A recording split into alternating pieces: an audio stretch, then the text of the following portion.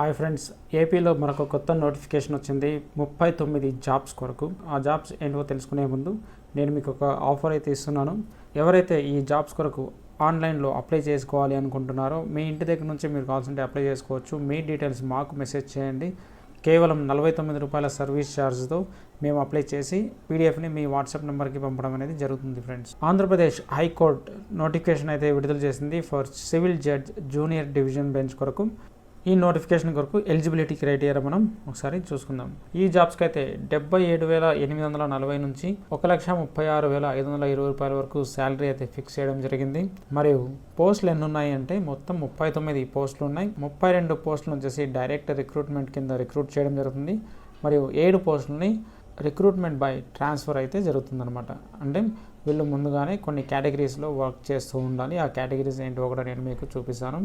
ఇక్కడ చూసినట్టయితే మీరు ఆన్లైన్ అప్లికేషన్ని ఎప్పటి నుంచి రిజిస్టర్ చేసుకోవచ్చు అంటే 31వ తేదీ జనవరి 2024 నుంచి 1వ తేదీ మార్చి 2024 వరకు ఈ అవకాశం అయితే ఉంది. ఇక్కడ వెబ్సైట్ అనేది ఇచ్చారు. ఇది ఏపీ హైకోర్టు వెబ్సైట్. ఈ వెబ్సైట్లోకి వెళ్ళి మీరు కావాల్సింటే మీరు రిజిస్ట్రేషన్ చేసుకోవచ్చు. ఎప్పటి నుంచి అంటే 31వ తేదీ నుంచి. ఎండింగ్ వచ్చేసి మీకు మార్చి 1, 2024 11:59 వరకు అయితే టైం ఉంటుంది.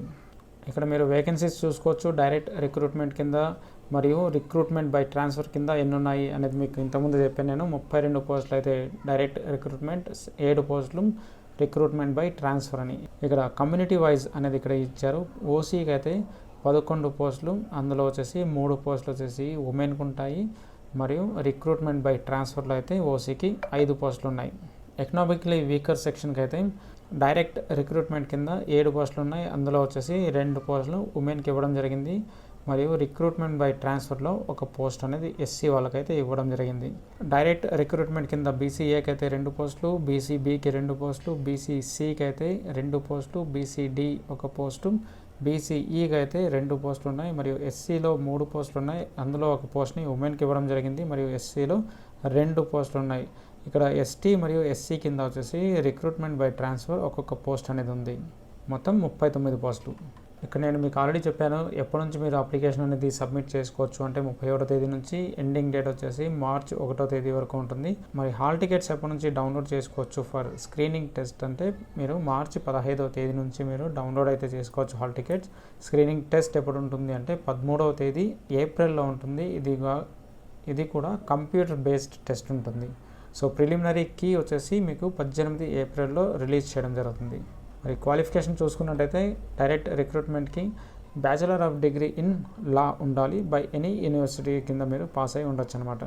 రిక్రూట్మెంట్ బై ట్రాన్స్ఫర్కి అయితే ఏముండాలి అంటే వీళ్ళకి కూడా వచ్చేసి లా డిగ్రీ ఉండాలి. దాంతోపాటు ఇక్కడ ఫాలోయింగ్ కేటగిరీస్లో ఏవైతే మెన్షన్ చేశారో అందులో వీళ్ళు వర్క్ చేస్తూ ఉండాలి. ఇక్కడ చూసుకున్నట్టయితే ఇక్కడ section officers, court officers, scrutiny officers, ఇక్కడ చాలా పెద్ద లిస్ట్ అయితే ఇచ్చారు. మీరు ఈ లిస్ట్లో కనుక వచ్చేటట్టయితే ప్లస్ మీకు లా డిగ్రీ ఉన్నట్టయితే మీరు కావాల్సింటే రిక్రూట్మెంట్ బై ట్రాన్స్ఫర్ కింద కూడా మీరు అప్లై చేసుకోవచ్చు.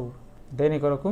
సివిల్ జడ్జ్ కొరకు. ఇక్కడ ఏజ్ లిమిట్ చూసుకున్నట్టయితే ఏజ్ లిమిట్ వచ్చేసి 35 ఇయర్స్ ఇచ్చారు. ప్లస్ ఏజ్ రిలాక్సేషన్ కూడా ఉంటుంది 5 ఇయర్స్ అనేది.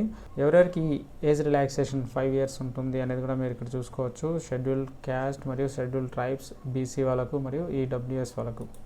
మరియు persons with bench mark disabilities వాళ్ళకైతే 35 ఇయర్స్ ఉండాలి. ప్లస్ రిలాక్సేషన్ వచ్చే వీళ్ళకు 10 ఇయర్స్ ఇవ్వడం జరిగింది. ఒకవేళ డైరెక్ట్ రిక్రూట్మెంట్ కాకోకుండా రిక్రూట్మెంట్ బై ట్రాన్స్ఫర్ కొరకు అప్లై చేసుకున్నట్టయితే వాళ్ళకు 48 ఇయర్స్ లోపలే వీళ్ళ ఏజ్ అనేది ఉండాలి ఫ్రెండ్స్.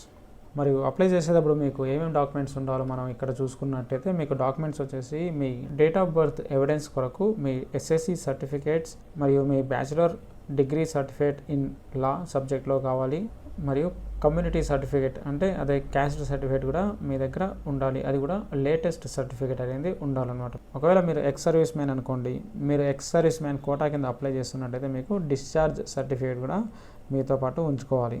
అప్లికేషన్ ఫీజు చూసుకున్నట్టయితే ఇక్కడ 1,500 రూపీస్ ఉంటుంది. ఓసీ, ఈడబ్ల్యూఎస్ మరియు బీసీ క్యాండిడేట్స్కి. ఎస్సీ, ఎస్టీ మరియు person with bench mark disability category అయితే 750 రూపీస్ అనేది ఉంటుంది. ఎగ్జామినేషన్స్ సెంటర్స్ ఇక్కడ చూసుకోవచ్చు. మీరు గుంటూరు, కర్నూలు, రాజమండ్రి, తిరుపతి, విజయవాడ, విశాఖపట్నం ఇచ్చారు.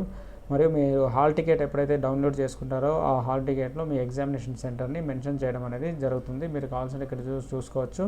మీరు 3 డిస్ట్రిక్ట్స్ని మీరు కావాల్సింటే ఆప్ట్ చేసుకోవచ్చు. సో ఇవి friends details AP high court civil judge junior డివిజన్కి నోటిఫికేషన్కి సంబంధించిన డీటెయిల్స్. ఒకవేళ మీరు అప్లై చేసుకోవాలి, మీరు ఎలిజిబుల్ అయితే వెంటనే అప్లై చేసుకోండి.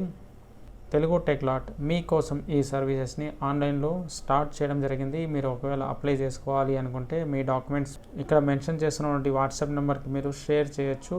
మీరు అడగండి, మేము అప్లై చేస్తాం. Thank you. మళ్ళీ నెక్స్ట్ వీడియోలో కలుద్దాం.